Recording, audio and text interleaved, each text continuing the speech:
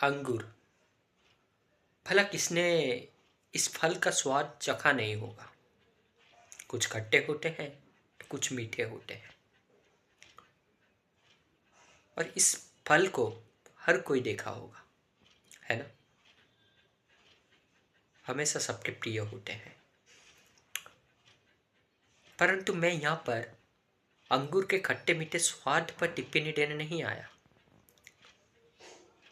यहाँ पर मैं ये समझाने आया हूँ कि फल वही एक ही सा रहा, वही एक ही फल, लेकिन उसके प्रयोग के कारण से दो तरह के परिणाम निकल रहा है। एक को देखकर मन पूरा सकारात्मक भाव से भर जाता है,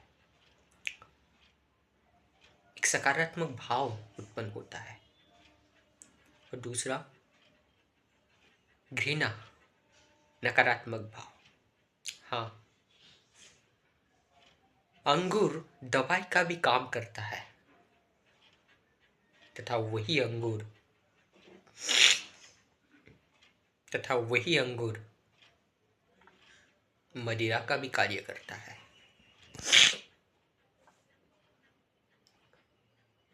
ये हमारे ऊपर निर्भर करता है, हम अंगूर को फल के रूप में अपना आहार लेते हैं, या फिर उसी को सुखाकर जब मदिरा बनाया जाता है उसको लेते हैं। मदिरा से हमारा होश नहीं रहता, हम नहीं जानते हम क्या कर रहे हैं, कहाँ पर है, किस स्थिति में है। यूं कहिए कि हम कुछ समय के लिए चिंता तो रहते हैं, परंतु दिमाग मर जाता है। मूर्छित नहीं होते, जीवित रहते हैं, सांस रहता है, परंतु दिमाग मर जाता है, दिमाग काम ही नहीं करता। और जिस मनुष्य में दिमाग ना हो, बुद्धि शिथिल पड़ गई हो, तो वो विवेक कहाँ से लाएगा उस क्षण। तो अक्सर इसी क्षण में वो मदिरा युक्त व्यक्ति क्या अपराध कर बैठता है ऐसा कुकृत्य जो ना वो कभी कल्पना किया होगा और ना ही कल्पना करना चाहता है ना। कदाचित अगर वो मदिरा नहीं पिया होता, कदाचित वो नहीं करता ऐसा कार्य। और अच्छा मनुष्य कभी भी क्या इन चीजों को हाथ में लगाएंगे, और अच्छा मनुष्य क्या कभी इन चीजों के प्रति भागेंगे? नहीं।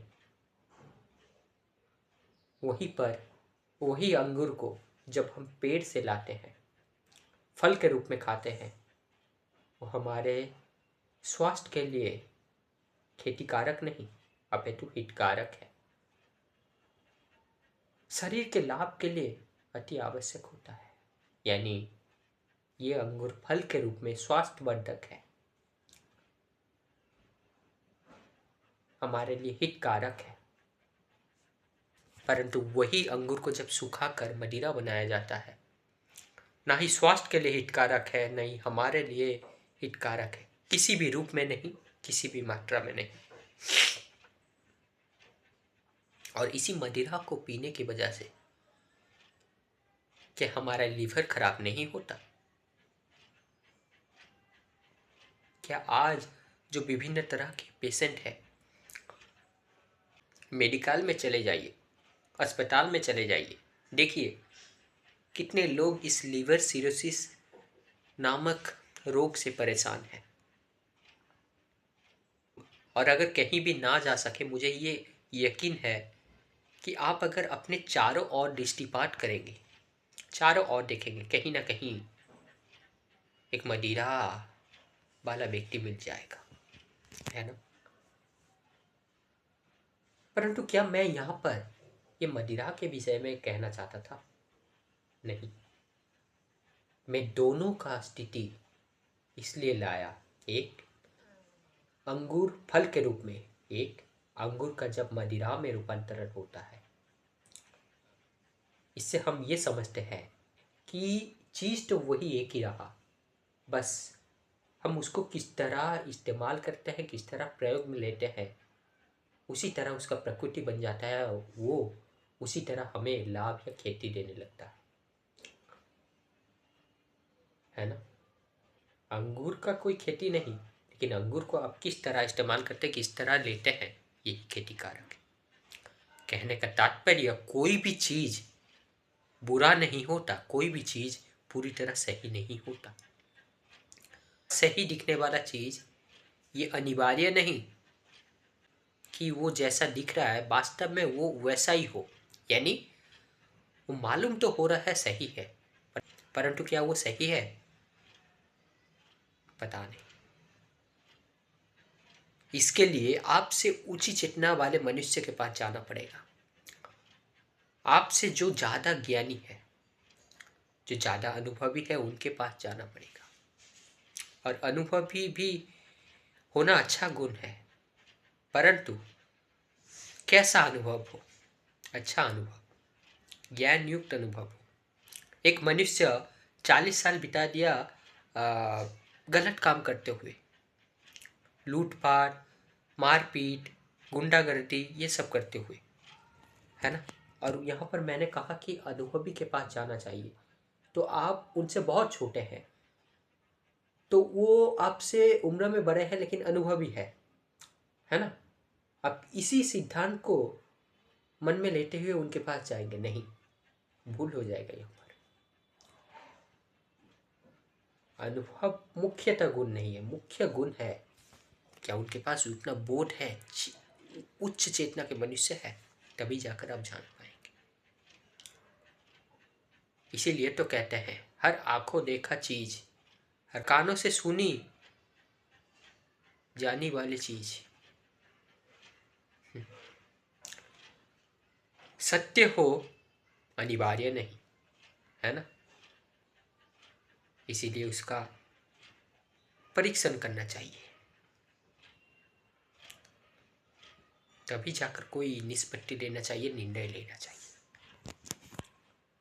तो बंधुगण, जो मैं कहना चाहता था कि अंगूर का देखिए, एक फल के रूप में हम उसको आहार बनाते हैं, उससे हमें अच्छा स्वाद भी मिलता है, शरीर के लिए भी हितकारक है, अच्छी तरह से पच जाएगा, तथा क्या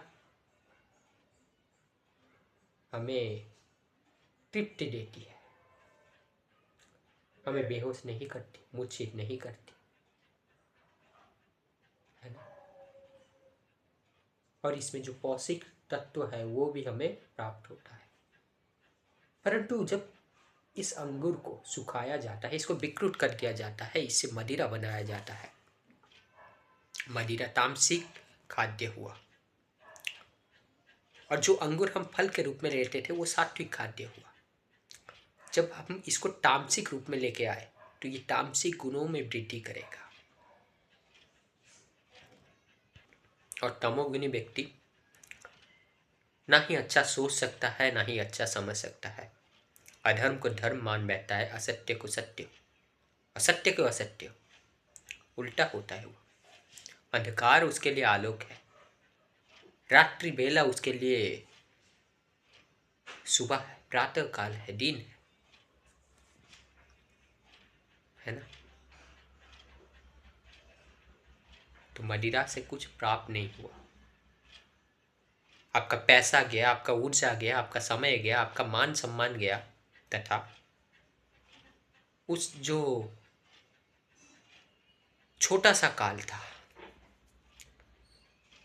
जिसमें मदिरा का असर आप में दिखाई देने लगा, और ना जाने उसमें आप क्या क्या कांड किए होंगे, क्या क्या कुकृत्य किए होंगे, जिसके लिए आपको शर्मिंदा होना पड़े, है ना। ठीक इसी प्रकार बंधुगण जीवन होता है, जीवन बिल्कुल इसी तरह होता है। जीवन वो अंगूर के फल के समान होता है। अब आप इसका प्रयोग किस तरह लेते हैं, इसको किस तरह इस्तेमाल करते हैं, यह आपके सोच समझ, प्रकृति, बोध, ज्ञान के ऊपर निर्भर करता है।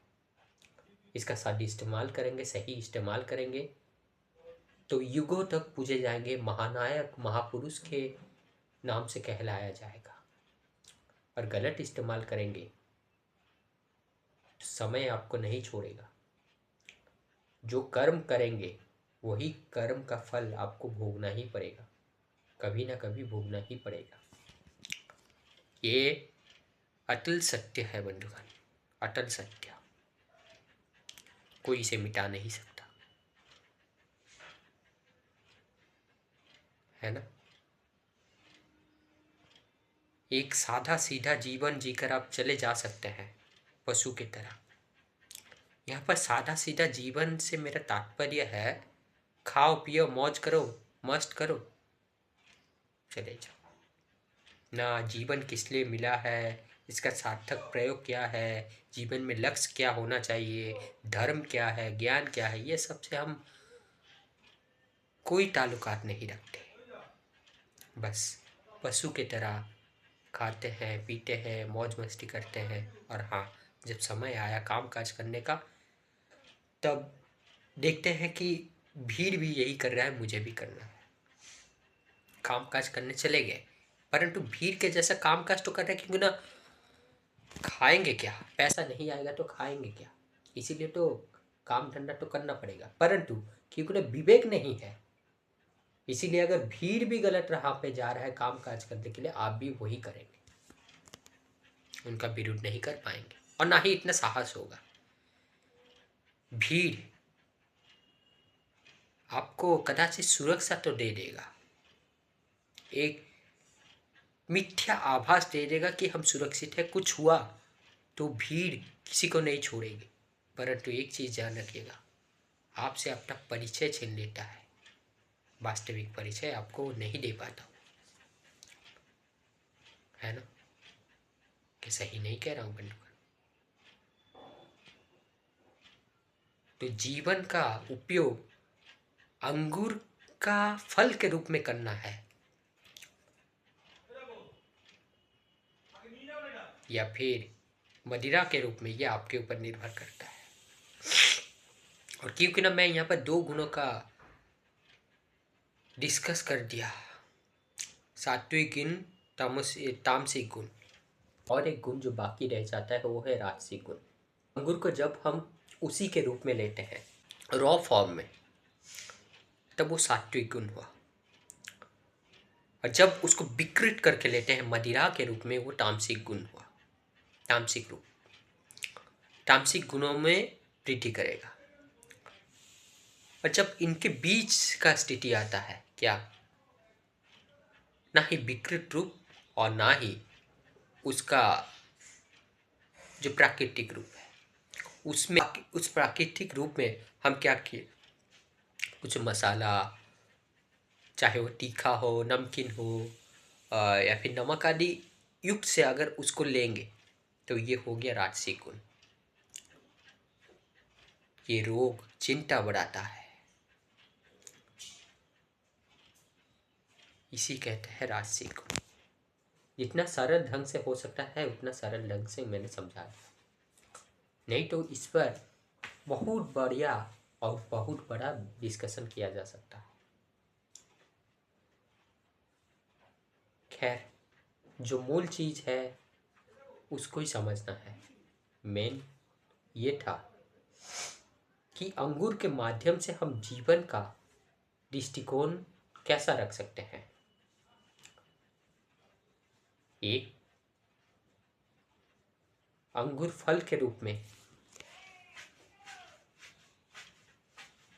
या फिर एक विकृत अंगूर मदिरा के रूप में, यह आप पर निर्भर करता है आप किसे चयन करते हैं। याद रखिएगा, जैसा चयन होगा वैसा ही आपका भविष्य बनेगा, वैसा ही आपका वर्तमान सुधरता जाएगा या फिर वर्तमान बिगड़ता जाएगा। सुधरता हुआ वर्तमान उज्जवल भविष्य देता है और यही सौभाग्य लाता है। बिगड़ा हुआ वर्तमान पतन की ओर लेके जाता है और यही दुर्भाग्य कहलाता है। आशा करता हूँ इससे सहमत होंगे बंधुगण आप। तो और वीडियो लंबा नहीं खींचना चाहूँगा। आशा करता हूँ मैं जो कहना चाहता था वो आप समझ गए होंगे।